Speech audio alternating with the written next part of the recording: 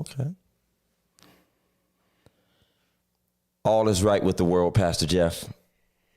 Well, I'm not even gonna hate, Doc. The stars have realigned. I'm not even gonna hate. You know, we're back where we need to be. We're back where, as God would have it to be. I just feel like we're back. I ain't gonna say all that. I just feel like we're back in the will of God. The song says the safest place in the whole wide world is in the will of God. Is at Heinz Field. And I believe, that Heinz Field. with the Steelers, doing what they did, man.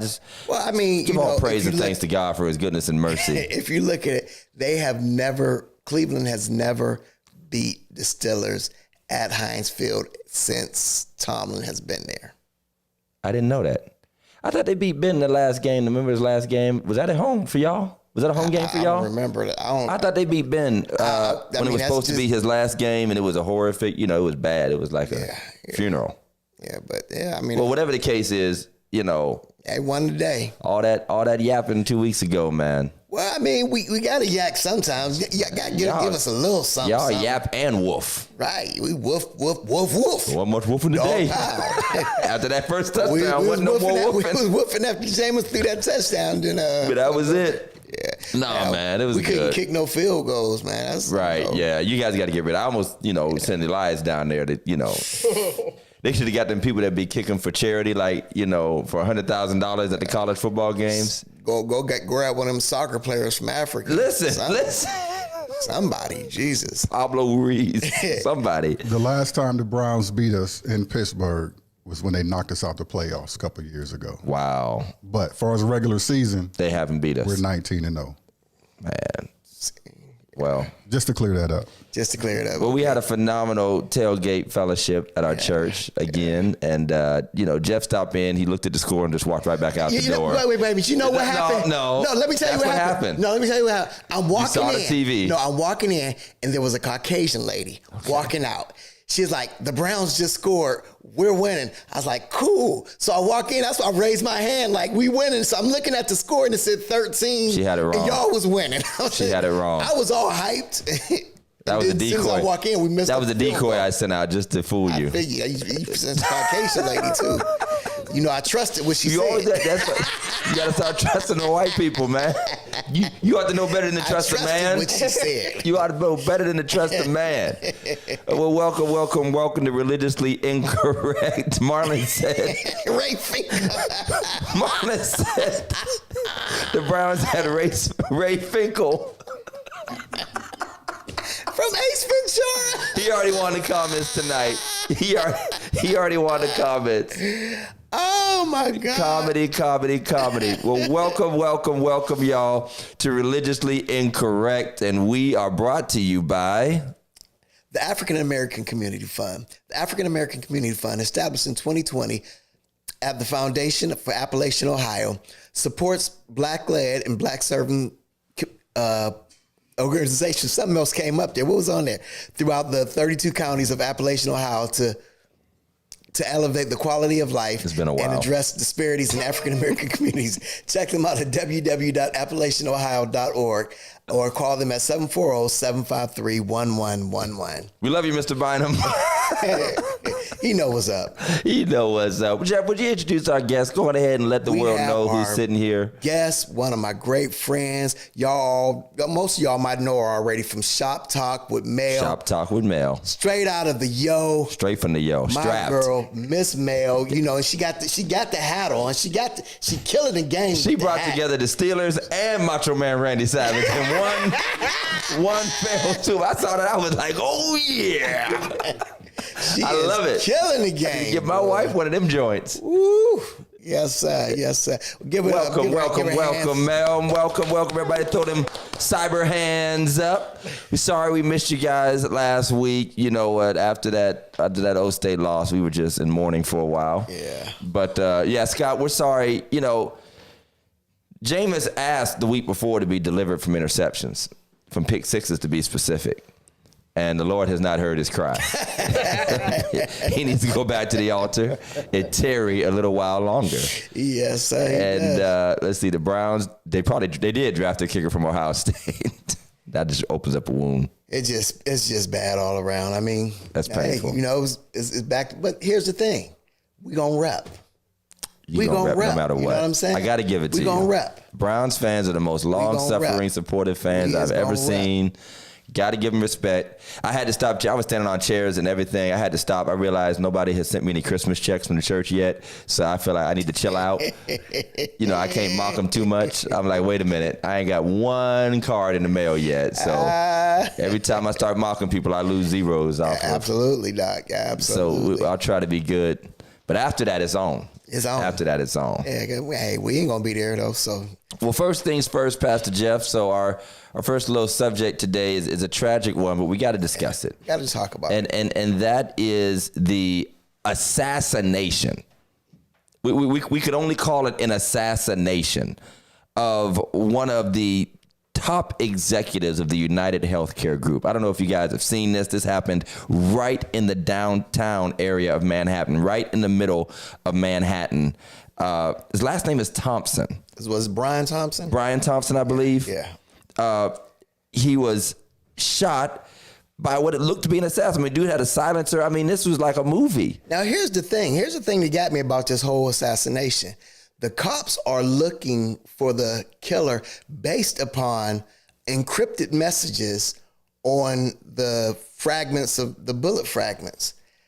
I'm like, what did you write on the bullet fragment? Oh, he wrote deny, defend, depose. Deny, defend, depose. Those are three words that are used by the healthcare industry when they are denying claims. So first of all, they deny the claim, they defend it, and I don't know what depose means exactly, but I don't know if that's the legal part where, I don't know. So basically, this is an old, what was the movie with Denzel when his son Oh, yeah. It's one of them. He went a little further than he held the whole hospital hostage. Did he kill anybody though? Oh, he didn't kill anybody. No. Nah, he didn't kill Okay. anybody. You know, Denzel ain't killed nobody except on training day. Right. Well, when you see that, I mean, what do you think about, first of all, just the brazen act of the shooting and... Me? Uh-oh. Me personally, I watched it. I saw the cameras. I saw that there were witnesses. I saw that he waited. Now, here's the thing. You don't even live there. How did that guy know when you were going to be there? Yeah. Stood out there and waited until you showed up. He was there for a conference, so the guy must have tracked him and knew. He had to know. So first, I've watched a few First 48 true crimes. I said, I wonder if his wife did it. Then I found out that she was estranged. And knowing that guy, he just got that position, I guess he was regular staff, got that position in 2022, if I'm not mistaken. Okay. So now you up there, and then you think about the healthcare industry and people losing their healthcare. Was this a family member that felt like my mother or father won't be alive because you canceled, the healthcare or you terminated their position? Now, the wife did say that he had threats. Yes, she did mention that he had received threats from people who have been denied coverage. Right. Now, here's my thing, because I watch Lifetime movies, too. Okay. All right. So here we go. I went back to the wife. Here we go. The Bible according to Lifetime. The Bible according to Lifetime. And I said, okay. Then, if you read a little deeper, some trading and stuff going on. So he is in the middle of a trade scandal. So insider trading. Yes. It's a lot going on. Turn around and look. Did he pay the dude to unalive him? That you just opened up a lot of worms. You broke it down. I mean, it feels too movie-like to me personally. It feels like a movie, like there's just a lifetime movie. But here was the thing that has jumped off almost immediately, probably by that night, was the internet started exploding with sometimes comedic, other times resentful comments towards the individual that was murdered and sympathy for the killer. And I mean, it's gone from, and I've said this before on this show, it's one of the worst sentiments to say, but I think if you're like a truth sayer, you have to say it. I worked in a public services building for 10 years. I worked in a job and family services for 10 years. I worked on the workforce side, but we were in the same building as the services side. So basically your welfare. And you watch people go through the denial. You watch people get treated poorly sometimes. I mean, their life is on the line. Their livelihood is on the line. I am surprised that this does not happen more. Oh, yeah. In Social Security offices. Do y'all remember years ago, and I was a news nerd, having to be with my grandparents all the time. Grandparents have on CNN all the time. Do y'all remember when the dude flew a plane into an IRS office? This was years ago, like when I was like a teenager. I think I do remember that vague. He flew like a small plane, like a personal plane into an IRS, not the IRS, but like an IRS regional office, because it was like a tax. He was mad about, he was just so locked down with taxes. He couldn't get his refund on time. He didn't get his refund. He couldn't get the 3-day refund. He had that couch reserved in Value City. You got to wait till April. He had that TV reserved at Walmart already. No, I mean, he had just got to that point. But these systems, and I don't know if it really is related to the healthcare, but I do know that there are enough, and she put up John Q was the movie. Yeah. There are enough desperate situations and maddening situations that I am wildly surprised it doesn't happen more often. FICA will make you mad. FICA will get you going. Now, look, here's you know what? You may be able to tell, because my wife was talking about it today. I think she said that they're right now trying to get something like the insurance companies are trying to not pay the anesthesiologist. They finally blocked that. They were trying to not do that. Yeah, I mean, they were trying to limit what they would pay for anesthesiologist services. I'm like, bro, I just got to go in there and buy the belt or something. Like, I'm like, come on. I mean, what are you trying to do? That's what they used to do, like the Civil War, like bite this, you about to cut your leg off. But the crazy thing is UHC has one of the highest denial rates, and they're one of the largest, if not the largest conglomerate in the world. And healthcare in America is broken. We know that. Healthcare in America is broken. I know that because working for that good government state job, the bills my wife and I brought home after having kids, even after having so-called good insurance, is ridiculous. It really is. It really is ridiculous. So, I mean, I just feel like there's so many moving pieces, as Mel said. There could be something going on with this insider trading situation. You're starting to wonder if this dude got help, because who goes that long in the middle of New York and just shoot? And by the way, can we just be real about it? And shoot a white dude. Right. In broad daylight. Shoot a rich white dude in broad daylight in America. Ride off and get on a bus. And get on a bike. And ride to a bus. Man, that's some hood stuff, man. Right, that was Kane. That's right. From Minister Society. Right. Those bikes, you gotta use a credit card to get it. They were able to track the bike. So I don't know how. I mean, it's such a mystery. It's crazy. It is. But I mean, what do you feel about the just the overall tenor and tone? Because I feel like people are becoming more and more radical. And, people talk about revolution and all that and movie stuff, but do you feel like, especially with all going on politically, we could get there where we just start to see more, and I'm talking like actually going after people, whether it's politicians, CEOs. I mean, the wealth gap, the wealth disparity is higher than it's ever been before. Corporations are making record profits. Corporations like them, absolutely, their profits depend on them denying people and causing people to suffer, literally. Well, I think because we are in a social media age, I mean, I think it happened more than what we knew before, but just because we are in a social media age. But my thing is, like you said, I think the insensitivity to it is just at an all-time high. It's not just even things like that. I mean, we could hear somebody got shot. You'd be like, dang, man, that's messed up. We about to go to McDonald's. Right. What you want to eat. Ribs. You made a good point about it. Social media makes us kind of explode everything more. Love history. I'm like big on like 20th century history. From the 60s to the 70s, the number of bombings that there were in like federal buildings, and like everybody it was like between the Black Panthers, all that stuff going on. They were like Native American rights. They were like occupying buildings and setting stuff on fire and literally bombing state buildings and federal buildings and all that. Like, again, but that was pre-social media. Hijackings were wild in the 60s and 70s and 80s, You know what? Speaking of this whole healthcare disparity, I think people are tired. Because if you look at it, if I'm already going to be homeless, let's look at the prison system. I've worked in there 17 years. 3 hots and a cot. Give me 3 squares, Doc. You got. And I can get a degree while I'm in there. How about that? And listen. Social media page. Mike, what are you doing, man? You could be getting that master's. Mike been trying to get a. You could be getting that master's and meals. Mike been trying to get Ozempic for like the last. Not Mike. He said if they don't improve this Ozempic. You got to pull a little closer. Yeah, you might be able to get it. Now, here's the thing. If you look at when you said where you worked at and even the Department of Health and Human Services. Right. For a single family, to get Medicaid, to be approved for Medicaid is $20,000. The range has not changed, but the economy has increased over Correct. So when you look at that, it's like, well, if I'm going to die anyway, I might as well go out. People don't care anymore.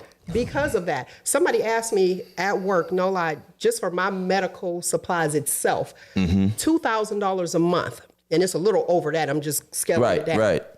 And this lady said, why do you do this? I said, I take care of people to be able to take care of me. Wow. But making too much money, which is not, because it's going out, you're dishing it out, paying for it. Right. But I can't get Ohio Medicaid because the range is still in the 80s. Wow. So how many families are suffering because the range is still in the 80s and we're in 2024? I mean, there are people who work for nothing but the insurance. I mean, my family is one of them. If I could get my wife off her job, I would. It's all about her carrying the insurance right now. I mean, that's literally what it is. And that's crazy in this world. What's crazy to me is I didn't even know we was going to talk about this, but I'm sitting at home watching the show and they were saying that it took for one gunshot bullet, it was like 42 doctors, 42 nurses to take care of this one person and how much it cost the hospital. And they were saying how when this one person got shot, they tried to take him to the one hospital, and the private hospital said no, because they think the person who got shot generally doesn't have insurance. Yeah. So they said, shipped him to another hospital. Well, how wrong were they? Because this dude got shot on a bike, by a dude on a bike. So how quick you are to judge? Okay. Right. What you think, Big Mike? Yeah, the healthcare industry definitely needs revamped. Working at the mill, there's guys been there 20, 25, 30 years, not old enough to retire, but their bodies are shot and they need to be sitting down somewhere. Right. But they can't afford to retire because of the insurance. And then, you're holding up younger people who want to come in and make money and things like that. So, yeah. So can I ask a dangerous question before we jump off of this? We've watched revolutions and uprisings. There's one going on right now in Syria, for those that don't know. Assad, his whole regime is getting collapsed by rebels. And we often cheer that. We watch other people's societies fall, other oligarchs, whatever you want to call it, the ruling classes of these other places. It's been a while for us. And what will it take where we feel like a real revolution is justified? Because remember, the original revolution was over like taxes and tea. I mean, that was enough. Right. You know what I mean? Like that was enough then. Now I know we're all super patriotic, especially now that 45 is now 47 and people are going to be super protective. But honestly, that to me introduces another level of instability and sort of polarization. That how bad does it have to get with corporations, which is basically an oligarchy in America, meaning just a very few really running things, where you got people like Jeff Bezos, Elon Musk, Vivek Ramaswamy, all these billionaires literally running the government at this point. At what point will we not start seeing vigilante justice and open rebellion? And keep in mind, some people are already willing to do it just because we had a black president. Whole militias and stuff like that. And so I just feel like what does it take, and will it be justified if it gets to this point where people cannot feed their families or go get a basic flu shot and do the basics? What is it that causes society to get to that point? I think it's coming, man. People tired of greed. I think it's greed, coming. Reminds me desperation. Reminds me of Batman with Bane and all them. Oh, yeah. And a lot of people are proving that they will mindlessly follow any mass movement. Because even Black Lives Matter, I mean, I don't care what it is. You can criticize. There are a lot of people who just jump out in the street no matter what the issue is. If it's the 1%er, 99, right. Then it was the Black Lives Matter. Then, of course, you got Tea Party. You got the MAGA. People are jumping into mobs. It's like, I don't think people are talking enough about that. We live in a generation of mobs. Mm-hmm. Absolutely. And every other year, just about, there's like a mob mentality on one side or the other, and we're just waiting on which one is going to make it to the White House. Because they almost got the Capitol. You know what I mean? So I just feel like we live in strange times, and I don't think the average American, like, it's just going to be, I think, but some stuff's going to, like, rise up again. Trump going to fix it. Trump will fix it. And I will say this, though, Mike, to your point, we got 95.9, dog. Right. It's 95.5. It's great and short. Don't nobody got 95.5 no more.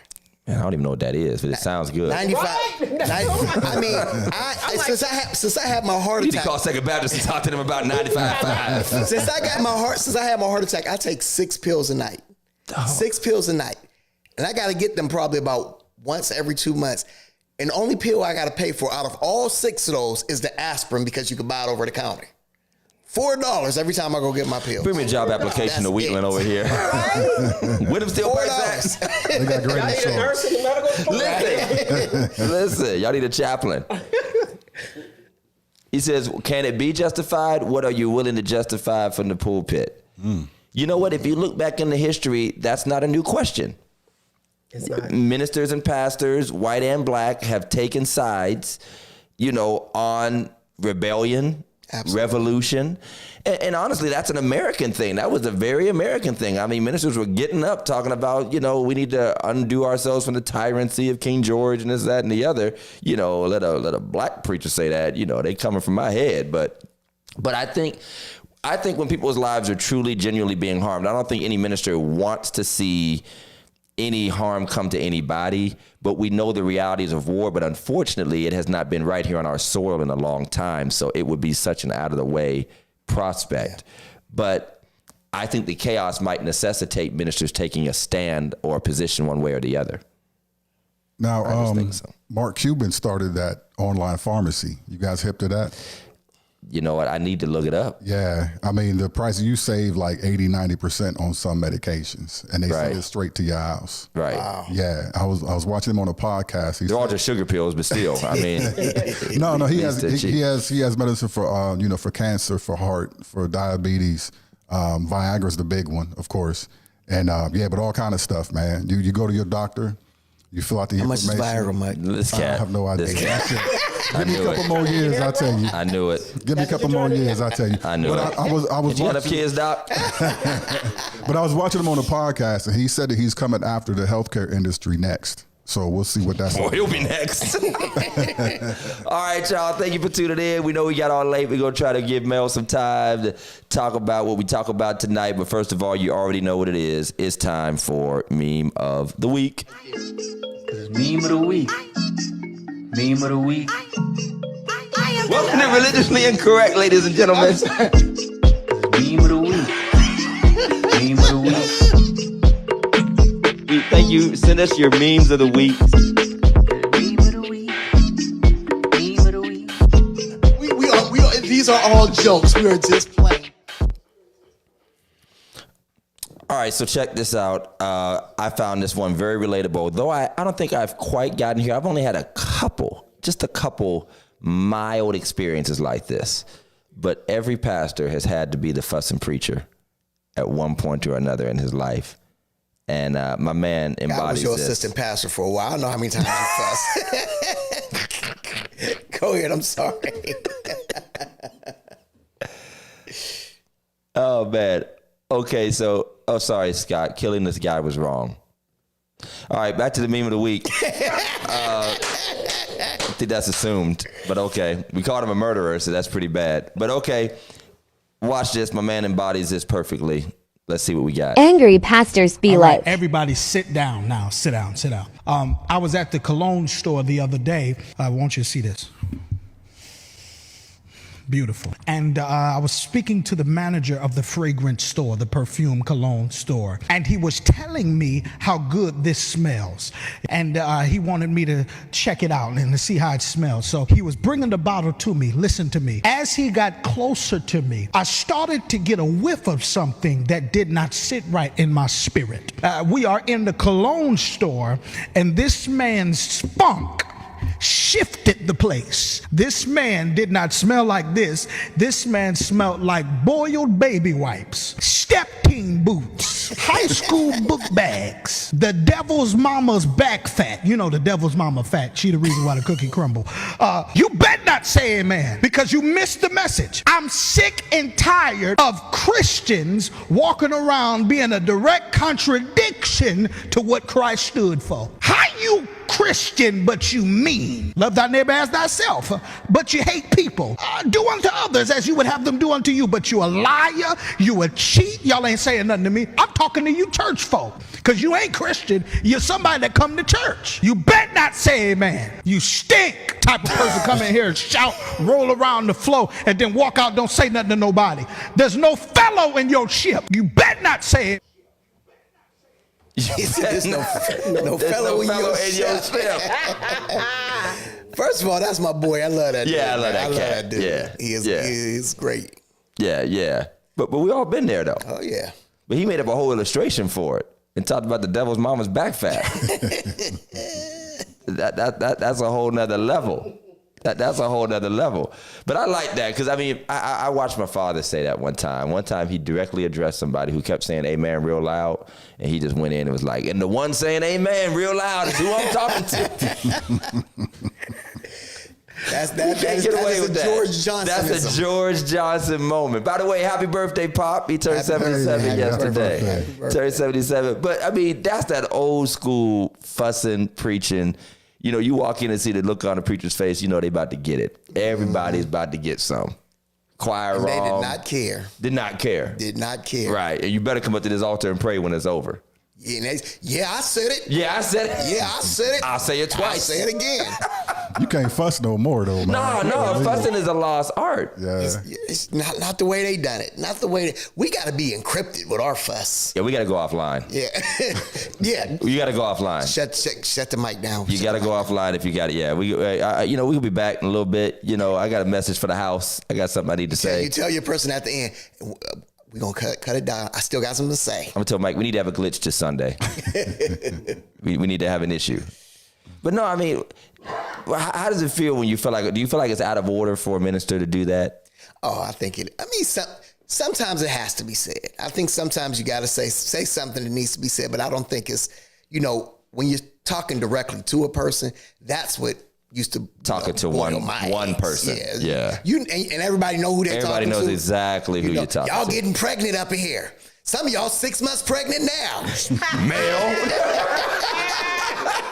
And you like that just sure do look a little big on her. Oh, now Karen calling me out like the Sunday after the Tasha concert. I was gonna bring it up. I was waiting. I was sure gonna bring it up. And you better not say amen. Have you ever been in a situation like that where you felt uncomfortable, like you felt like the service was taking a dark turn? Me personally, no, because I knew they weren't talking about me. Okay. But I did know they was talking about somebody that was next to me. Right, listen. With that very thing. Right. And I was like, she had just told me. And then the pastor, which was their mother, was well, talking that's about justified. It. She didn't know. Right. But she didn't know. Well, I guess she did know. But we didn't know that she knew. Wow. And we writing on the back of the program. She gonna let you know that she know. Comedy. And she said it. She talked about teenage pregnancy, and her daughter was 1. And that was different. Nah. We can't even talk about that in church no more. Oh, you can't? Man, man. You can't talk about them old So school do you have subjects. to say for the church meeting, or like, do y'all still have church meetings? We still have church We meetings. have church meetings, but We don't have them as frequently. But you don't, you try not to talk too many church issues these days. People are so sensitive and like, we live in a sensitive, it's a brittle society. I mean, you say something that they even think is about them, you ain't gonna see them again for about 6-7 weeks. Yeah, you're done. And you're gonna have a Facebook post on there. A Facebook post, yeah. You be watching them. I ain't gonna name your name. I ain't going down to that one church down there on. But he always wear these colored ties. Right. I ain't going to that one church on Adams Street. There's only one church on Adams Street. All y'all's favorite pastor. That's how they like to say. Y'all's favorite pastor. Think he's so perfect. I'm gonna tell you what I think. Yeah, Jeff is still not saved. I'm sorry. Jeff still ain't saved. We're still working on him. He can't. I did meet somebody. That is saved. I met somebody up at Race and Power this week that was talking about you, Sylvester. I can't remember remember their name, so I can't even tell you. Thank you, Brother Martin. Even Christ beat the money lenders off the steps. Sometimes you got to whip that belt out and, do some work every once in a while. You know what I mean? And you better not say amen. You better not. If you got a meme you want to send in, you can always send it to us via email at religiouslyincorrectpodcast@gmail.com or send us an inbox. We might use it. Probably not.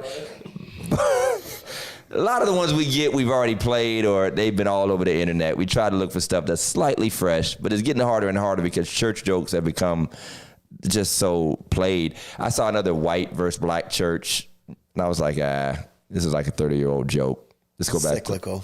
Yeah, it's over and over again. But we want to thank our sponsors for supporting Religiously Incorrect. First of all, the Phillips Family Care of Businesses, Phillips Care Lawn Services. They've been in business for well over 10 years, serving Trumbull, Mahoning, and surrounding areas. They not only do leaves and grass, which obviously we don't have much of, but they also do plowing, salting, and clearing of sidewalks, driveways, and parking lots. Hit them up at 330-219-7916 and go ahead and lock them in for the new year. While you're at it, check out Phillips Care Cleaning Service. They do residential and commercial cleaning and maintenance services. Don't waste your time. Let them do it. From carpet cleaning to floor cleaning, from any sort of maintenance or renovation work, they have the hookup and the connect to make it happen. So be sure to check out Phillips Care, 330-219-7916, or look them up on Facebook at Phillips Care LLC. Planning the perfect event? Look no further. At Annex Events, we got everything you need to make your event unforgettable. From stunning tents, comfy chairs, and all the extras, we've got you covered. Super Bowl parties, graduation parties, corporate events, and of course, church banquets and anniversaries. We cater to all, plus our friendly team will handle the setup and breakdown so you can relax and enjoy the day. Call Annex Events and let's make your next celebration a hit. Mention the Religiously Incorrect podcast and receive 10% off your first rental. Call 330-979-2909 or visit annexevents.com. What's up, Brother Mon? Good to see you. Hey, so before we start, I got to tell you this. Go ahead. I got to tell you this. So I was gone this week. You were gone this week? Obviously, it snowed. It snowed. I get home.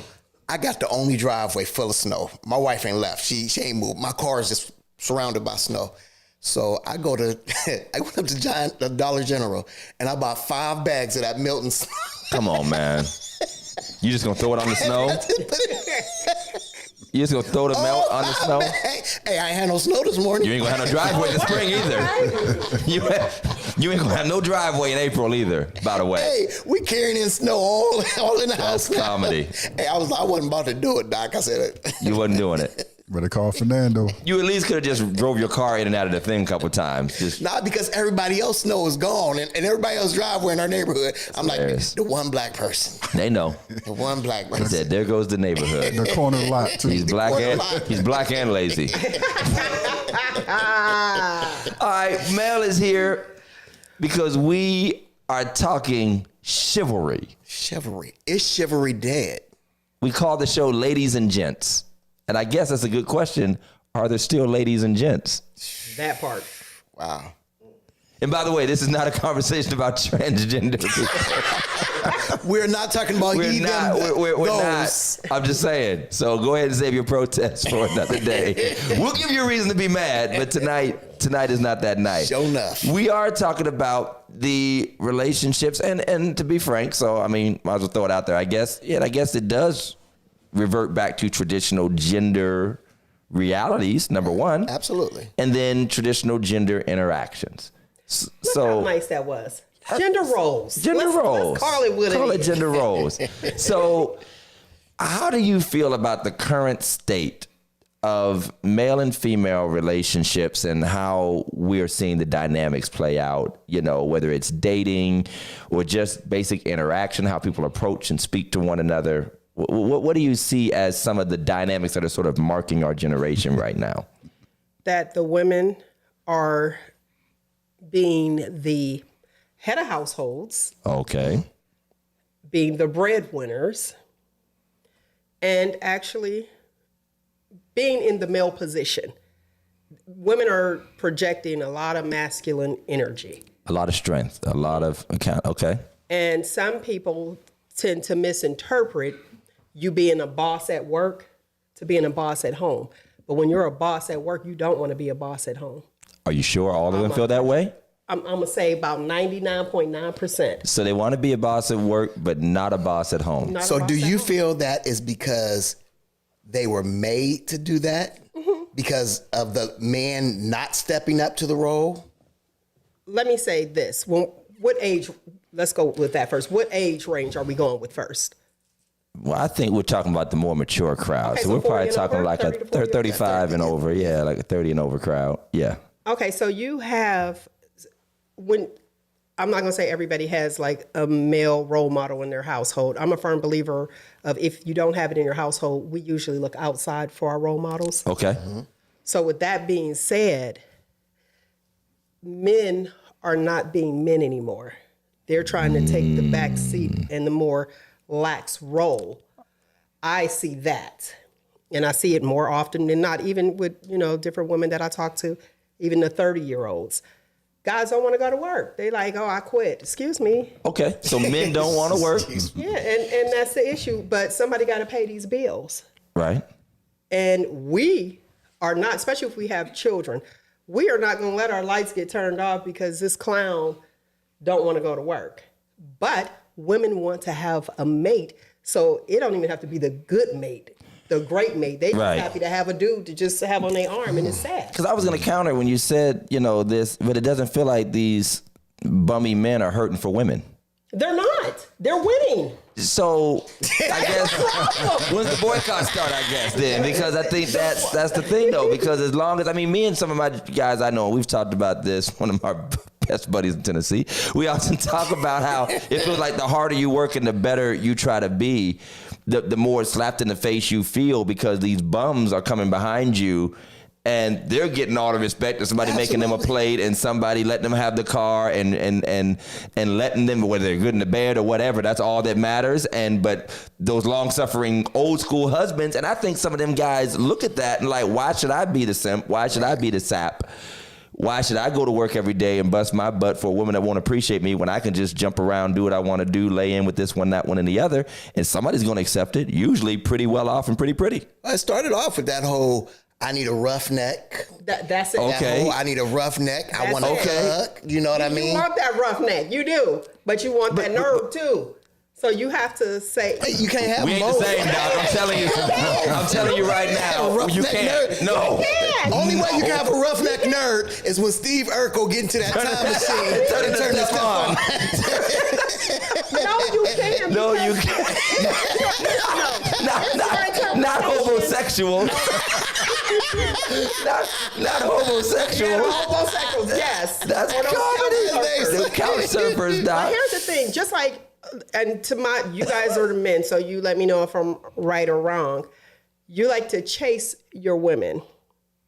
So you hunt. You guys are hunters, right or wrong. Here's the problem with this conversation. We've been married for 20 years. Right. Oh, but you still But yeah, We ain't hunting nobody. You're right. See, but you need to. No, I think you're right. Though. Yeah, men are Do the- you like to hunt women? No, I don't like to hunt women. Talk about me. No, I'm just saying women. I'm saying to Jeff. You like No, to I hunt? don't mean. I Not think. now I at this think it was. moment, Like, Yeah. I'm hunting a rabbit. But what happens is, I know about it's hunting. the thrill of the chase for us as well. You like to chase. I believe that. And it's like, okay, you didn't pay me any attention. I'm putting y'all on game. Real talk. Okay. He didn't pay me. Now I walk by. Now usually I get all the attention. He didn't pay me attention. Watch this. And we will actually go through all of that. And then as soon as they pay us attention, done. Well, no, what is go through all of that? Let's just Like, break. make What is ourselves all known. of that? Make ourselves known. So Now I'm hearing about women going through all of that means going through some other dude to get attention. not married, single. I'm talking. Okay, single. all right. Right. I'm talking But I'm not- single. but I'm ladies. talking single too. I'm But, saying okay, if so they're- like, you'll sit there and if it's somebody that you're okay. Here's the deal. When we like somebody that we really like and we don't know that they're paying us attention, we already done planned everything out. How we gonna dress? Where you gonna be? Make sure we position ourselves. That's real talk. So we accepted you when you hunted us because we were in your face. 9 times out of 10, you were set up and you just didn't know. Now, so if we put ourselves there and you don't pay us attention, okay, well, let me position myself this way. Let me be readily available without being aggressive. And then you guys turn and then you hunt us and be like, oh, okay, I like her. Okay, can I just say just again, this is from, I'm going on 20 years. This sound like the talk of a generation of behavior that would just never be married doing this mess. Like we say, it's a jungle out there, and I don't want to be out there because it looks like everyone's just playing games with each other instead of just, taking yourself, and I'm not saying you personally, but I mean because I'm not a part of it, obviously. Thank God I don't want to be a part of it. But what I can read and plainly see, even social media and conversations, it feels like, how they say it's a jungle out there, but it's only a jungle if we act like animals. And I feel like that's what we're doing. And so instead of acting like people who are looking for mates, and I'm talking about forever mates and marriage being the goal, it feels like that's not really the goal. It feels like the game is the goal. And that is dangerous, and that's why marriage is taking a back seat and real commitment is taking a back seat because everybody think they're going to get got by somebody. Now, let me clarify that. I wouldn't say that because you're not sleeping with everybody. And that's where it seems like there's an issue when people feel as though that, okay, But if you're single, you can't tell that. It don't matter what other people can tell. It does if someone is perceiving what type of person that you are. If you're, like you said, I'll seek attention from somewhere else. Let's just say from a man's point of view, No, I wouldn't know. I'll seek attention from somewhere else. That is not what I said at all. But once you take attention off that man, he's going to assume that person's not just sitting at home eating bonbons. You don't think these people are hurt? Because my biggest thing now from even watching, listening, is people have this real knowledge of or want of what is your body count. And I think that this whole body count thing has messed up. I mean, when you talking 30, 40, and some people's 100, I've seen 100, you got 100 sexual partners. Yeah, that's kind of whack, but no judgment here. Maybe that's the problem. Maybe we need some judgment.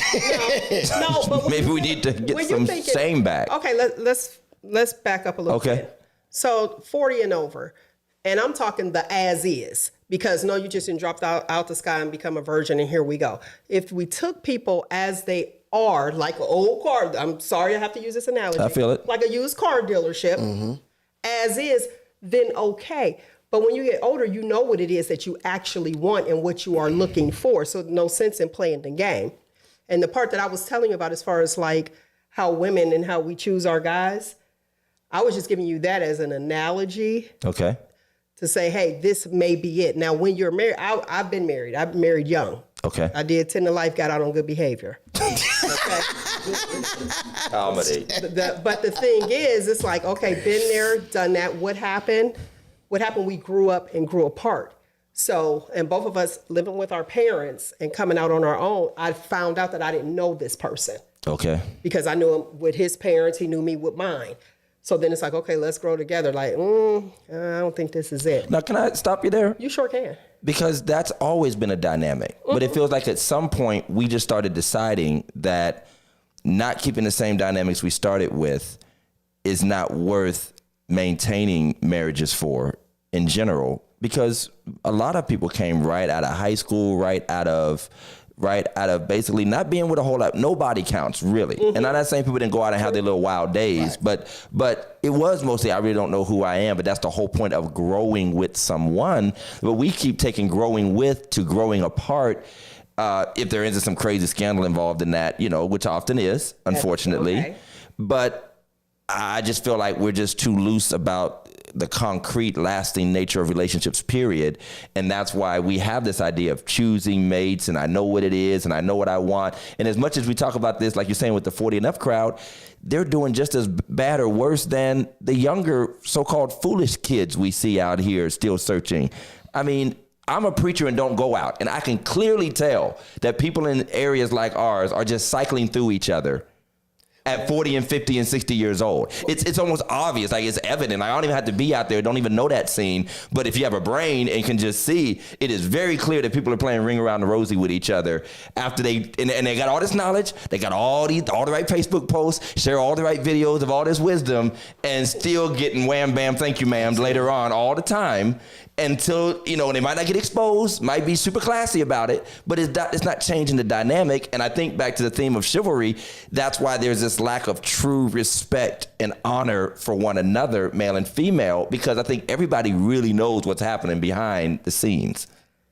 Go ahead, because I want to add on to what you said. But go ahead. Chivalry is not dead. It depends on the individual. And when you say, cycling through each other, and yeah, most of the time it's like they're recycled. But for some unknown reason, we get stuck on the sex part. And follow me here. The chivalry usually isn't dead when you haven't slept with them.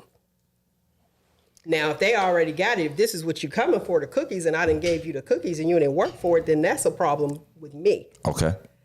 Doors open, yes. I will stand outside a car. If we go out, I will stand there. You'll have to leave me. If you don't open my door, I'm not getting in. Okay.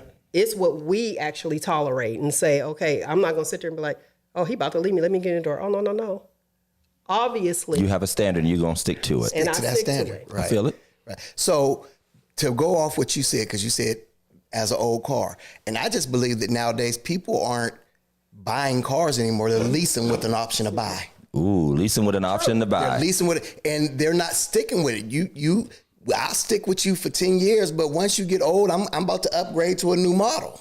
See, that falls in line with the might as well ring. Okay, might as well. Guys will be with somebody for a long time. The girl's sitting there. He's not, like you said, lease with option to buy. He done ran through. Might as well. Put all the mileage on it. And then after he done sat there and realized that, at the house, okay, well, she good at the house because ain't nothing out here, so I might as well marry her. I would never do that. Okay. I'm not going to accept. You're never just going to settle. Never. I get you. But I see to his point, because that is a larger conversation, because when you talk about opening doors and that kind of stuff, there's another dynamic, I think, coming back. And again, you're talking Mr. out the game, never been in the game. I, thank God, haven't had to live through trying to build a relationship or pursue one in the social media era, in the technology era, never had to really live in that world. But what unfortunately a lot of sisters seem to indicate is, being chivalrous is sending me $400 to get my nails and hair done and go shopping and blatantly. And it's not so much that everybody does it. We know that everybody doesn't do it, but it feels like it's the innocent joke and image to portray, even if it's not that's not you. But I can see how men would be like, well, why are we living like in this exchange commerce kind of world? Like, we all know that, there is a bit of an exchange that goes in with this. But when did we make it such a blatant sort of, transactional situation, where it feels like we're just like, hey, we know what it is. It used to, like you said, earning it used to be a longer process, used to be going out. Met my wife, of course, we're young, literally starting out where we can start out. It could be going to Perkins after football games and, get a little bit of nice, get a little bit of money, college, get a job, Red Lobster and all that. Now it's fancy steakhouses and all that. You know what I mean? It's very nice. Good to do that. But people want that. First date, you better be taking me to $300 steakhouse. To tell their friends. So they could But also on that and not put the dude in the picture, by the way. But also take a picture of the plate and not the dude that took you out. But also on that first date, he better be involved. He better listen. Come on now. For the $300 steak? Come on, for the 300. Yeah. Oh yeah. Absolutely. Listen. Not me. And here's the thing. There's nothing left to the imagination. I look at these pictures, where people are going out. Yeah, I still got friends who still kicking, all these cats back from in the day. I mean, they out and they scam around with it. And I mean, these chicks literally, you might as well just wear panties and a bra. True. And Jeff wouldn't mind. I mean, he's not telling you to stop. He's not telling you to stop. Keep on posting. I mean, no, but I mean, seriously, I mean, what do you think is gonna happen? Greg said you gotta lean into the picture so they can see you. Put your face way down by the plate. He said the economy is too bad to be hidden. I love it. I love it. But yeah, I mean, and again, we're talking about chivalry because we all say, people aren't the same. But he said it to a point like the way we image ourselves and present ourselves to each other give people a lesser view of one another. And so that treating you like a miss, you know what I mean? Right. As opposed to a chick or some other worse word. And you know what I mean? Like you teach me how to treat you. Absolutely. I've seen at least 3 young ladies propose to a man. Oh man, That's what I'm saying. I've What seen is it. happening? what is happening? Well, you tell us. Listen, These I'm are your people. trying. I know, right?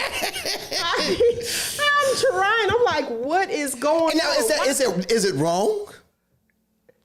For me, Yeah, it's that's wrong, not man. gonna work Yeah, for me 'cause yeah. I'm old I am school. that person. I just feel like gender roles is real for me because I'm not touching nobody's trash. I will not run a hall if I got to take out the trash. That's it. So Okay. I'm with the gender roles big time. But these women, you do have women out there, they're okay with taking care of a guy. Now, I understand. Listen, I see it. If we are in a relationship, if this is my husband is different, so let me not even speak on that. But if we are in a relationship and we rocking and you fell on hard times, I got your back. But you're not going to come in talking about you do construction in this December. That ain't gonna work. So let me ask you this. What is it for you? Is it still 50-50? Now let me say because I've been married 20 years and my wife has never. Come on in, Tiffany. Tiffany's Never. entered the chat. She can enter and she'll tell you she has never. Matter of fact, my wife pays the what is that Cable. the cable, not even cable, the Netflix. not the Netflix. The What is the Wi-Fi. internet bill? The Wi-Fi, yeah. The Wi-Fi bill. That's the only bill she pays. And when I was in Chicago the other day, she called me and says, "Can I get some money to pay?" Okay, so here's funny. I don't know what it's like to pay bills out of separate accounts. There is no the wife pays this or I pay that. Like in my house, like it's never been that. It's always been we do this together. I had that until somebody had a bright idea. Not a bright idea. Not a light bulb. A bright idea. Not a light bulb. To patent some garbage bags with team logos on it. That in my mind, I was like, Oh my. right. And take So your life savings and it pursue went it? from your account, my account, our account, and hey, can you invest in this? And then it was like, oh, okay. But I already knew in the background, but I support you, honey. wow. This hat wasn't a part of the business. no, it wasn't. Daddy Boy. Shout out to Daddy Boy. All right, Daddy Boy. Shout out, Daddy Boy. I like Scott's comment. Okay, Scott's comment was chivalry is a value of tradition. If you are not a traditional woman, you shouldn't expect traditional values. They're not expecting. Listen, I like that. Okay. They're not expecting it because they're not used to it. Now, some people feel as though, okay, well, your father didn't, you didn't see this. But like I said, you find, the people that you look up to, your role models outside the house too. And there was like Mr. and Mrs. Jones. I looked across the street. Mm-hmm. I grew up in the projects and I knew that, I like the way that is. I like the flowers in their yard, the whole nine. So boom, guess what? When I get grown, I'm going to do A, B, C, and D. I did everything I said I was going to do, Right. ironically, which I'm happy for the mother that I have. But when being around my mom too, when she dated guys, we went, and I'm going to take you all the way back. We were at Tangiers. Okay. And I was young. Mm-hmm. So it was like, this is how you date. So I saw that. Okay. I had uncles, their wives. This is how you date. So I knew the dating scene. I knew that a guy can't come to your house and just beep the horn.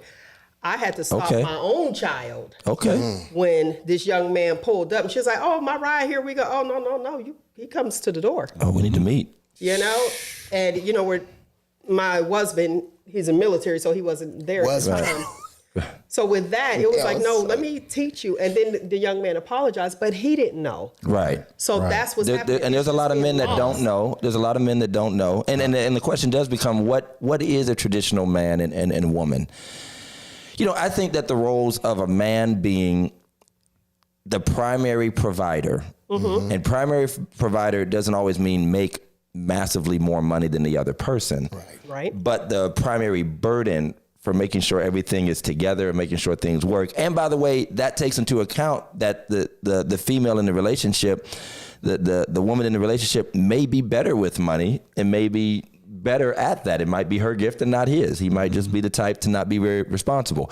But I just feel like there has to be sort of a protecting, providing, overriding responsibility that the man carries, that I shouldn't have to be told to do certain things. They just need to be done. I don't have to be reminded that the electric bill came. I don't have to be told that things need to be done. And the woman living within that reality too, being a traditional homemaker, whether you're a career woman or not, working together. You know, my wife and I share duties in the house. You know, there might be times where she does more because she was just raised that way. She wants to make sure everything's clean and spick and span, all this other stuff. But I'm washing clothes, doing dishes, you know, doing all that stuff too.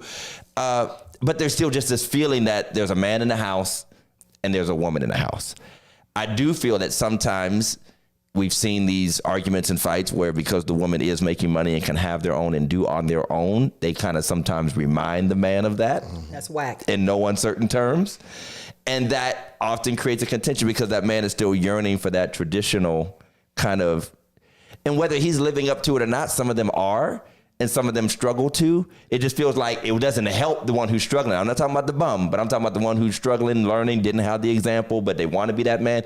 Doesn't help when somebody's throwing in your face, I make more than you or as much as you or don't need you and I can go off and do that. So I think there does need to be a return to traditional roles, but only so long as the man and the woman are fulfilling those roles. You can't ask for someone to be a traditional woman if you're not being the real man that would take care of that woman, and vice versa. You can't say, I'm looking for a man that'll be a real husband and a real, you know, house protector and provider, but I want to be outside every weekend. No. You know what I mean? So I think that we're trying to mix and mingle those two worlds too much, especially as we get older, because we're more responsible. We know what we want.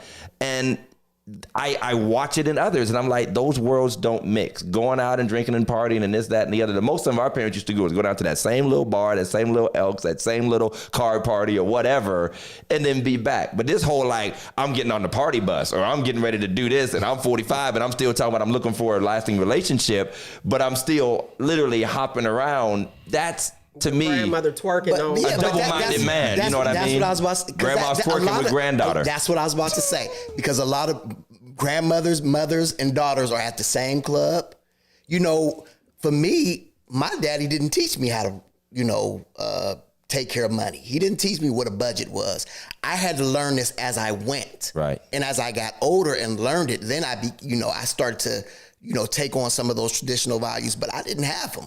You know, when I first met my wife's mother, I had my hoodie on. You know, I was trying to be hard. Jeff from the Yo. It was Tupac. Southside Jeff. I was trying to be hardcore. Right. I didn't know. Cause maybe daddy would like me if I was hard because I could take care of, you know, I didn't know. I didn't. And so some of these young men don't know. So here's my question to you. You have a daughter, and you have two sons. What are you looking for as far as, and are you going to, is it different? Is it different? You know, how you and who they meet? Yeah, how you going to? I'm looking for me because I know what kind of father and man I am. Okay, I'm looking when it comes to my daughter, I'm looking for me or somebody that would be of that Johnson stock, that Simpson stock, that good stock that both our families represent, because both of our families represent it. And for my sons, I'm looking for, you know, the values on the female side that come from my family, starting with my wife, starting with Shamika. I mean, I don't mean this arrogantly, but when you're doing the right things, you know that your children should be looking for the right things. They won't always, you know, sometimes they want to look for something different, you know, whatever. But I talk more and explain more and be like, this is why I do and we do what we do, so that it's not just a mystery. And I don't think it's going to come through osmosis all the time. Especially as they're getting older, you know, I just talk about the values. And for instance, if it's my son and I'm like, hey, these little girls that throw themselves at you, that are willing to send pictures and willing to do this. Absolutely. That's a red flag. That person can grow. Y'all are still teenagers. They live in a wild world. There's a lot of influences. So I'm not putting nothing on a young lady. But at this stage in life, you just need to start paying attention to markers, because as we get grown, a lot of patterns don't really change. And there's some 50-year-old woman out there right now taking the pictures in a room, ready to send them. You know, about young men. Okay. These young men now, that's probably why the roles is reversed. They're not giving themselves away. They was like, oh no, my stuff's sacred. And my son is one. And I was so happy. I was like, wait, what? He was like. More men seem to be. Yeah, they're like, I'm not about, no. So they are big on body count, because he'll ask that question, what's your body count? And I said, okay, where the girls are pretty much like you said. Now, I wanted to answer you for your 50-50. Do I believe in the 50-50? Absolutely not. Okay. Absolutely not. I just feel like you want to be the head of the household, head this mug. Listen, head Gone. It's all good. And for the young men, when you're talking about his daughter, when you're dealing with single mothers, if you want to know the type of guy that she's attracted to, if she has a son, we dress our sons according to the men that we're attracted to. Ooh. So when you said you came with a hoodie on, you know, you look and you be like, oh, okay. And that goes for the single fathers who have their daughters, because I told a good friend of mine as well. I said, he was like, I like her. I said, do you mind if your daughter becomes her? Are you okay with that? Right. He was like, no. I said, well, she's the role model. Right. Because what is it, mama's boys, daddy's girls. So they want to please their parents. You've lived through, Mel, the explosion of social media, and with it, and something that has become very, very, you know, just a part of the zeitgeist, the culture, like these constant like arguments, conversations, people taking positions, these fake scenarios of who's paying for what, or these text messages, they're all fake. You know, people are, there was probably 3 that were real at first, and then it just turned into an industry. How much do you think this influence of whether it's peer pressure in the traditional sense, man, don't be no simp for her. You know what I mean? She's probably, like I said, when you said that thing about not giving attention, or I'm going to draw back, or I'm, you know, whatever it is, there's always chatter in the ear going all the way back to locker room talk. Absolutely. Of your boys telling you, well, you know, she probably such and such, and the same thing with sisters, obviously, all in each other's ears. But now we also have the social media. Like, we don't even know these people, but we take on their perspectives. How much do you think that has gone into the gender roles and the chivalry, and we're almost treating each other like commodities now instead of people, because of larger forces that are like shoving down our throat all this craziness, even the movies, the stuff. You can't even find a good black show with people that just love each other. You know what I mean? You couldn't have a real Cosby show, you know, in this day and age. Knowing what we know about Bill now. Surprise! Surprise! Surprise! Surprise! Why is my water fizzing? The lady's like, why is my water purple? So what do you think about the overall media and like social influence that has like created this circle of, we look like a battle between men and women where like, there's almost like this game to conquer each other in a way. It is, because it's all a game. Okay. It's all a game, and it's for these people that we don't know. That's what's crazy, because the ones that's really doing it out there, totally different at the house. Right. Totally different. So you have like our Housewives franchise, and they like the way they dress. They have the bags, the whole nine. I'm like, you really want to do that? Is that what you're interested in? But you got to get there, and you got to get that guy. The question is, how do I get this guy? When you get that guy who has all the finances, if that's what you're into, you got to keep them. And most of them, they pee on the toilet seat. So do you really want them? Listen. You like my 10-year-old out here. Let me add on to what he was talking about. Just because I dealt with a young lady at one of my churches who was just very depressed because she allowed this young man to talk him into doing a video. And the video went all over the school. Won't it always? Okay. Everybody know now. So how do we tell these people, especially our young folk, stop? First of all, some of these people didn't had a new boo 4 times in 1 year. Well, grandma got to stop first. She got to stop making videos first. Yeah, I mean, she got a Snapchat. You argue, you tell your whole business off. You know, and then you stay out my business. Like, I'm on chapter 3, scene 4. Listen, I tuned into this. I want to see this. I want to see the finale of this. All the way through. Right. You know what I'm saying? But I mean, and you know, like he was talking about sending these D pics. You know what I'm saying? They're not keeping them to themselves. No. I got a lot of those. It's a hurricane. Yes, I get a lot of those, and they're not keeping them to themselves. And some really should consider it. The thing is, listen, y'all. When she's trying to help y'all, and I'm getting them. I always say I was like, "You okay with me posting this?" And it'll stop, and then I'll get an apology. Mm-hmm. But I think they do that, and it's sad because they lead with that. You know, I'm like, I think the problem is if they realize, I'm going to lead with this, I'm going to put this and see if she want it or not. I ain't pressed or impressed. Is somebody calling these people? Be like, yeah, thanks for sending that. I'll be over. But you know what? This is Now, most of my I friends need to change are guys, all my sermons up. and it's chicks that will send pics. Right. Totally. All the way there. Right. I'm surprised. And they're grandmothers. And it's like, I don't know how I be feeling if my grandmother, like, I'm like, wait, what? But these people are doing it to see if you'll bite or not. And it's like, geez, you could have said, hey, hi, see if I bite on that. You know what I mean? Give me a compliment. See if I bite on that. They just going all in. So chivalry isn't dead, but just saying hello, I'd like to meet you is dead, apparently. It's not. And some people feel that way. Okay. I was out. My whole family was there. I was offended because some dude said, what's up? I got offended. And I was like, hi, how are you? Right. And then my mother was like, she told me, she was like, you know, your profile pic say, what's up? Oh. So, I forget that stuff, but it's like, this is shop talk here, but over here, I'm male. I'm a lady over here, right. So if they actually treat you and address you properly, then it's like, okay, let's open up for some dialogue. But if they don't and they coming up like, you know, pimp gang, what's up? Like, no. So where's the disconnect happening? Because we hear from a lot of gentlemen that say, I am that guy who walks up and I am coming in polite.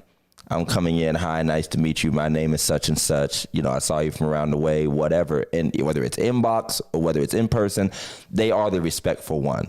But going back to what you said about wanting the thug and that image kind of taking hold, those nice guys are still finishing last.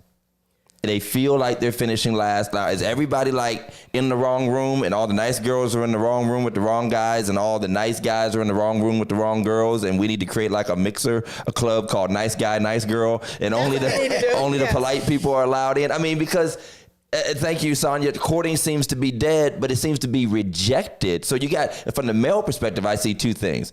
I see hyper-aggressive guys that would beat or even, you know, unalive a female who doesn't respond to their advances. Mm-hmm. And then I see these nice guys who are just being slapped to the side when they, and I'm talking nicely dressed, got a career, and I just want to say hello, love to take you out sometime, and they feel like they're getting knocked down by the people who claim they want something good and quality. Here's the thing, you got to get the right person, but with this social media, it has its advantages. And what that is the study scene. So you can look at the type of person, see the posts that they put up, and you can kind of generally get their personality. If they put up funny things, you're like, oh, they have a great sense of humor. Okay. So if these guys actually are looking for the wholesome young lady, kind of like do the research. Right. I go on inmate search first. That's me. Not inmate search. I'm like, Not inmate search. Let's see. Yes, I do. There you go, ladies. Look at inmate search, and you can put in that county or city, Lord, and state, and find if they've been to jail before. But that aggressive guy, where I don't want you to misinterpret when I was talking about the roughneck and wanting it all. So it's kind of like you get that nerve, but they can dress. They got style. They got swag. So that's how you get it all. Mm-hmm. You're like, okay, he looks good in a hoodie. You know what I mean? That type thing. But then there's the nice guy that if you are looking for a provider, stability, that's that guy that you want. As I got older, I realized, he can't dress. Okay, I can pick him out something. You know what I mean? To get what you want. Like, right. We can fix that. You can upgrade him. Right. But these women who feel like these guys really like them when they come aggressive, and you're right, the people that would unalive them. Right. See, that is goodbye. He's abusive. I see abuse all day. And they be like, no, he really likes you. No, thank you. We don't want that. Right. But then you have that girl who putting out and she bobbing for apples. Am I able to say that? Something? Listen, not bobbing for apples. Sorry. I guess you did. We're religiously incorrect. Granny Mike then came out. Mother Mike ain't been out in about 9 months. But she out here doing everything to get a husband. Well, what you gonna do when you say? That's a new one for this podcast, by the way. But we appreciate it. Can I say this? Can I get religiously incorrect for a second? We already there, bro. Bobbing for apples. What are we doing? Because no, sir, it used to be that, you know what I mean, you try to go to church to get a good girl. I did. Now some of these girls in church is the biggest. They've always been. Ain't no They've now. always been. Well, I'm just saying. I'm talking We had about the church shut-ins. Quit playing. They Brother, always back in that church van, back in the church. Left the back of the church, man. coming home from revival, Doc. After the musical, Doc. Live from the musician's pit, Doc. I mean, 300. Every week, 52 weeks they in church. You on were raised in church like Sunday that, though, and man. Wednesday. Wait, if you're a church kid, though, church is your club. Yeah. Yes. Yeah. Yeah, that's You're true. supposed to go home with something. If you're a church kid, youth explosion is where it's at. Youth explosion is where it's at. Listen, where's the complication at? Okay, I have a question. Okay. Was Kevin Samuels, was he toxic or was he on to something? He was on to something. Okay. He was on to something. He was definitely on to something. And a lot of people can't accept the truth. We say we want the truth. Do I look good in this? But do we really?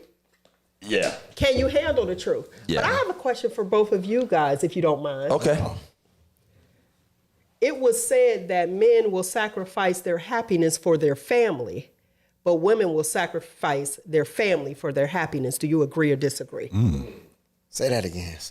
Men will sacrifice their happiness for their family. But women will sacrifice their family. for their happiness. Honestly, I would say it's reversed. Really? So, what you think? For some reason, I seem to think, and maybe it's because of the perspective I think both a traditional man and traditional woman will sacrifice happiness for family. Because I think that's a part of what some in our generation was raised on and decided we didn't want. Some people saw people 50, 60 years, but ain't slept in the same bed in 45 years. And they know it. Secret family over here, or just not really connected. They're just playing the roles that they know they're supposed to play. I'm supposed to go to work, come home, I'm supposed to cook, make sure we have holiday meals, blah, blah, blah, blah. And we knew that people really weren't in love. And I think the idea of in love became a whole bunch of Hallmark mushy mush. And we forgot that love is also about working out, living together, and all that. So I think traditionally, yes. I think in this new contemporary society, I think both could say the other, that people are just being willing to disconnect, to go be happy. We're hearing terminology that I don't think our grandparents ever said. I just want you to be happy, or I just want to be happy, or I'm not satisfied. Like that wasn't said in the 60s and 70s like that on a regular basis, unless you really had some free income to just go do your thing like a movie star or something. And so I think that some of us who are raised on that traditional trajectory, we would say that. We would say, I'm going to do whatever it takes to keep my family together. And all that stuff about, I ain't getting none, all this stuff, man would just, all right, I'm going to, because that's our foundation. That's our, that's what's in a lot of men that were raised that way. But if you weren't, we live in a do what makes you happy society. And marriage is expendable in that society at this point. When you are laying in bed with your wife, knowing you got a creep at 12 o'clock at night, and you get up from next to the woman that you say you love, that you wear this ring for, and you walk past both your kids' rooms, look in, go in, and give them a kiss. Both of them, give both of them a kiss, and you walk out the door, knowing that you're going to you sacrificing your family. Yeah, you already sacrificed your family. Even if you don't get caught. Yeah. Because we often, and I'm glad you said that, because we often sort of attach that to people, going and making the break to be happy. But to Jeff's point, there are people going out there doing that, but keeping up the image and the facade. For the people. But still doing whatever they feel satisfies them because of the state that they're in, or the state they think their marriage is in. And so I just think that that's why, and I think a part of that has to do with accountability, men holding men accountable and women holding women accountable. And I really do feel like we have to restore a culture of shame. And I mean a healthy sense of shame. I'm not talking about shaming people. But if you look at any culture that we supposedly admire, if we talk about other ethnicities, we always have these stupid, the Asians don't do this. Every culture like that has traditional family values and attaches a culture of shame to it. Every culture that we claim to admire, and not saying wholesale, but what we see primarily in them is a culture of there's just some things you don't do. some things, some ways you don't behave, some ways you don't dress, some ways a young lady doesn't carry herself, some ways a man doesn't behave. And we've thrown all that off, but we still want the stability that brings. And I think that's a part of where we're disconnected. We're like in what does Leah love to say, cognitive dissonance. Like we're in this separation where we want something where we're not even willing to do what we know takes to do it because we want to be happy. Mm-hmm. We got Kirk Franklin singing songs about that. I just want to be happy. I mean, literally. I mean, but it's a theme that's like an earworm to us. And so, honestly, but what's wrong with being happy? I believe that we were created to serve God and serve each other, and putting ourselves in the center of that rips all of that away. I'm not saying go and be miserable for the sake of others, but I feel that there's a balance that can be achieved, but we've thrown that off. And I don't think there's nothing wrong with being happy, but when you being happy is making somebody else miserable, there's a difference. Right. Babe, or bringing home diseaes. Well, that's very different. Or having second families, or people look like each other at the high school and don't know why they ain't got the same last name. Like, they look like us. Who am I walking down the 50-yard line with? Forum. When you tell your daddy who you date, you can't date her, doc. Right. So I want to say, when you just made the statement regarding you being happy hurting other people, well, then it sounds like men will, forsake they'll say, okay, well, I'll just make sure my family is happy and I'm okay with being miserable. And some females are very much in that boat too. They are. Well, we used to be back slicker, in the day. and super slicker about it. Honestly, I call them cowards. Instead of just being real and manning up and saying, you know what, this isn't working for me. Okay. I'm not willing to, work on this relationship, stay in this relationship, or do what I got to do to be committed to my wife. I'd rather just creep and come home. Listen, sooner or later, what's done in the dark is going to come to light. Mm-hmm. Right. Sooner or later, it's not going, whether it be through sexually transmitted disease. Listen, sooner or later, that the mistress is going to want to be the mistress. How the mistress became the wife. Ain't that what you had? Sooner or later. How the wife became the mistress. No, how the wife becomes the other woman. Yes. The other woman. That's the book. Barnes & Noble. Amazon, Balboa Press. Now, what level of unhappy are we talking about here, though? I mean, where you're ready to leave your relationship. But for what, though? I guess. Yeah. But this is when you're in a fight, you can't win, but refuse to throw in the towel. Okay. And I think that's what. But I think it comes back to what you said earlier about the sensitivity of our culture and the brittleness of our culture. We have a lower emotional pain tolerance than before. Mm-hmm. Mm-hmm. And so we're willing to walk away from things that maybe others were not willing to walk away from because they could tolerate it, literally, and it wasn't as big. Look at how, like, for instance, think about how we think about, like, bullying.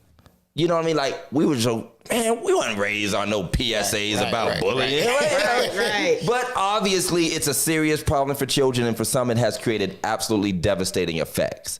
But that didn't change the fact that in our minds, in our world, we sit here and think, man, these kids need to toughen up. Man, hit back. You know what I mean? That's all we say. I mean, because we come from a different era and a different expectation. And I think that we're trying to navigate these intersecting in different eras and expectations that are right up under our nose. So you got very traditional minded people who are interspersed with very non-traditional minded people, and some folk that don't even know what kind of mind they got just yet. They're trying to find out what they are. An old church joke, which we can't tell no more, used to be like, they used to be homosexuals and bisexuals and trisexuals. They'll try anything. Okay. Preachers love to tell that joke because they would get a laugh out the mother's board. But I mean, they would love giving them old ladies laugh. But I'm just saying, like, there are a lot of people, and again, I think one of the things I think is an overriding theme is morals. Mm-hmm. Just the lack of morals and values, period. Like, so much starts with that. You cannot even treat folk right if you don't see the world in a more moral and value-based system that is traditional. Also, messaging. Like, we are oversaturated and overwhelmed with messaging. It's just so much. There isn't just mom and dad and local community telling you how to live and what to think. It is a million different people coming through your feeds and coming through media and coming through movies. It used to be like one good romance movie a season, one kind of type of image, and just only so many, if that makes sense. And now it's just like we are all just overwhelmed, and it makes it easier for even so-called grown folk to not know what they want. you know what I mean? What we used to call a midlife crisis used to mean just a couple things. Dude go out and buy a sports car. You know what I mean? Mm-hmm. Women start trying to dress, and I don't mean not to be funny, but like try to dress sexy again when you're like, you go through this midlife thing. Now there's just like all these weird mixtures, and people don't know who it is they're talking to or dating anymore. Sometimes they don't know who they're talking to when they talk to themselves.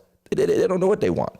I literally have had this conversation with a couple of the guys. I'm like, I've been married 20 years. I would have been married to my high school sweetheart. My wife and I literally met in high school, dated pretty much off and on, just dated, didn't really talk to nobody else. And then I see people I've grown up with, and they want or hate the image we have. Kind of both, like a weird mixture of both, because people start hating what they don't have for whatever reason.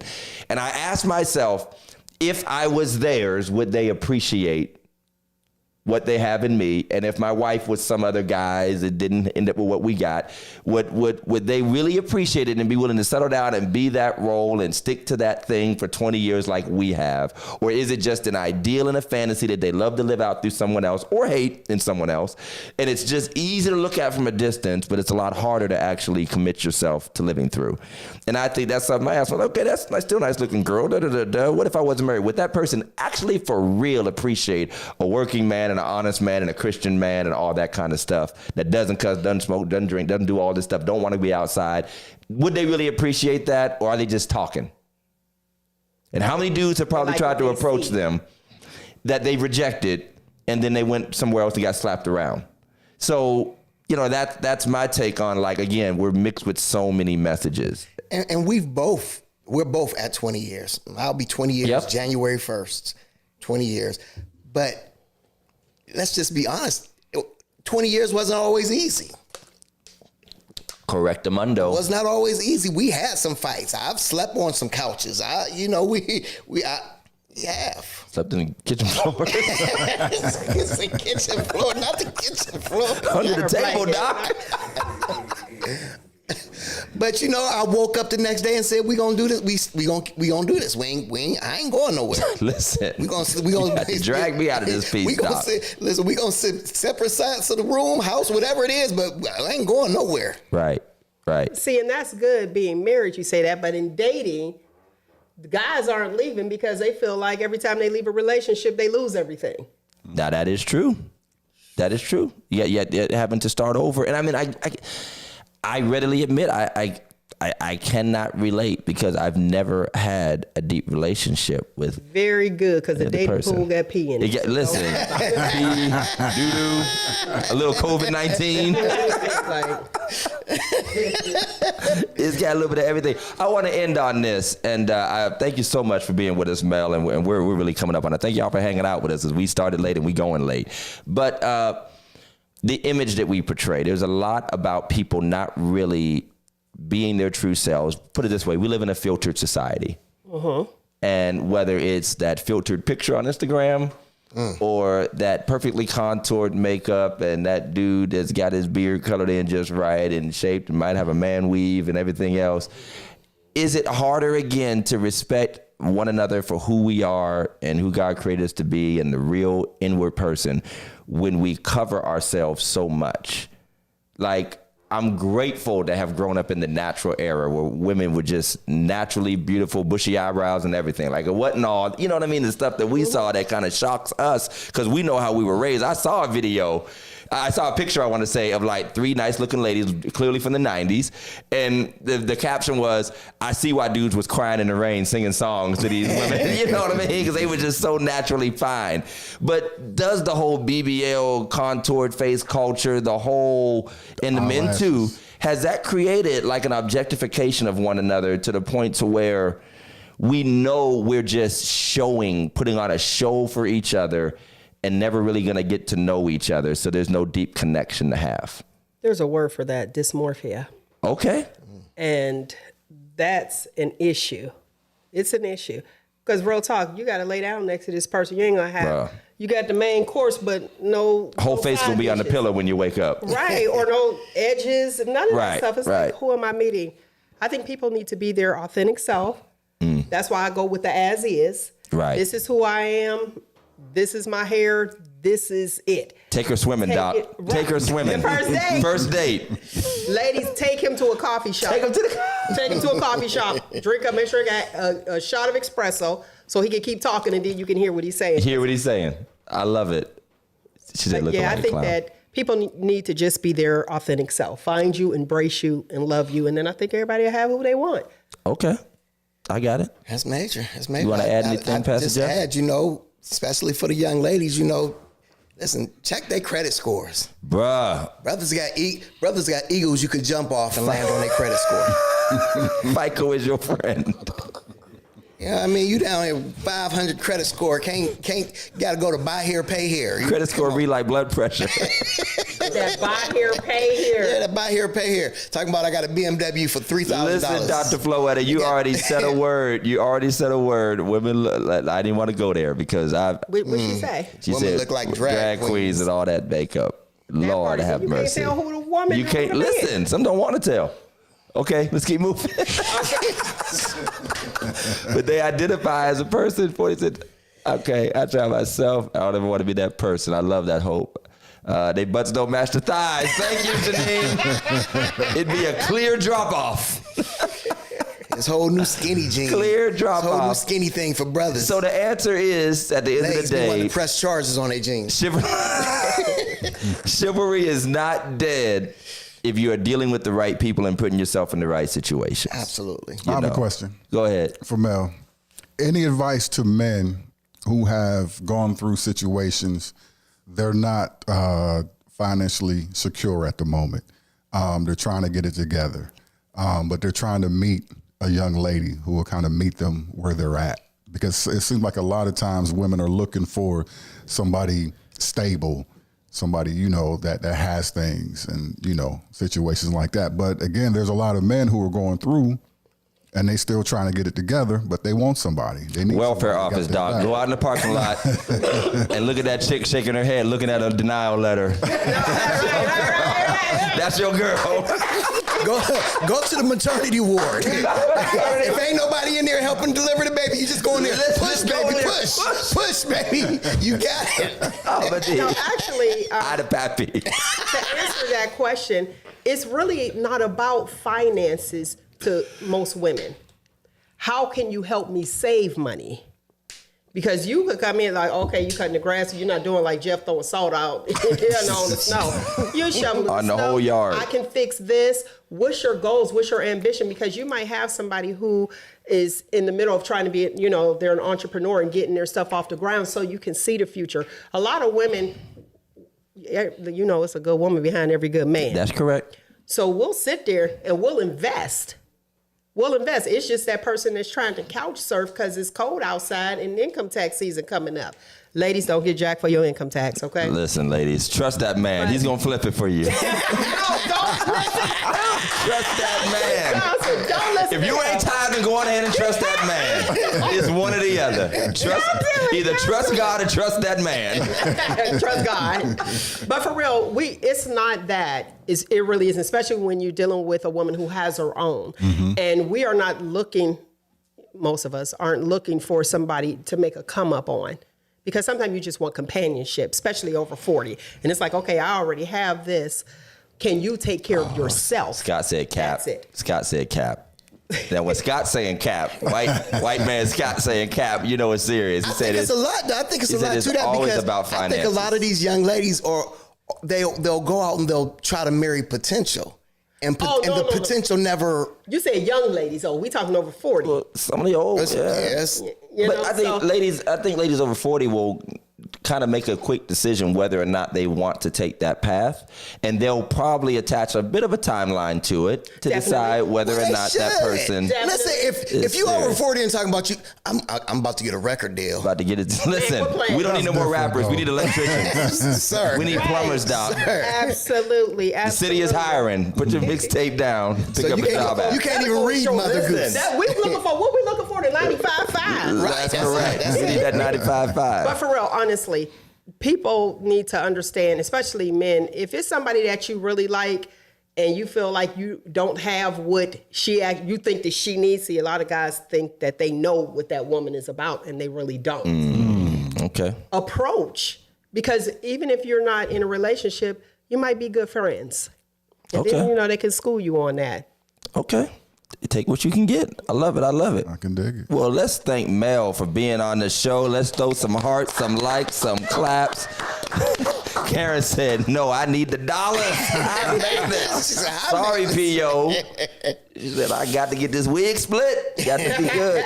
It's been an insightful conversation, Absolutely. Jeff. And Mel, I mean, it's been phenomenal to have the insight, and to banter and to talk about those realities. And I think it's a conversation that we also always need to return back to with different people from different stages of life. Obviously, you got 2 long-term married men, you've been through, you said 10 on good behavior. Yeah, got out on good behavior. But I mean, I love it. And I love the responses and the conversation, too much to even respond to. I do want to say something Greg did say earlier. He said, nice guys aren't always finishing last, but he just said they're sometimes Looking chasing in the after wrong places. And Jason, I think earlier said, send me to Club Nice Girl. Let me know where Club Nice Girl is at. We can make some money, y'all. Club Nice Girl. Club Nice Girl, yes, sir. But no, it's been insightful, and we really appreciate the conversation. Big Mike, you want to finish up or have something you want to share? Yeah, Mel, shout out your podcast. Please shout out your podcast. Oh, Shop Talk with Mel every Saturday from 10 a.m. to 12 noon on all socials. All podcasts, wherever you get your podcasts, just hashtag or at Shop Talk with Mel. Also, you can catch me on Star 94.7 because your girl going Shop Talk from 10 to 3 p.m. every Saturday. Love it. Absolutely. Love it. Well, congratulations. I'm just waiting. I'm waiting for that dude to come over to our house and be, hey, yo, what up, Pastor P? Man. What up, Pastor T? What up? I'm here for London, dog. Man, listen, you here for the house next door, Doc. That's when I be like, armor bearers, do your thing. No, man, I mean, we're all going to encounter it. So I just pray that hopefully we see some good things that people, and our children especially. I know I took it from my parents, and funny because you go through some of the same craziness that your parents, we be having the same arguments, and all that. But I'd rather have that argument than be in the midst of all this chaos that's out there, man. Because listen, like you said, it's a jungle out there, and I ain't animal enough to survive. So.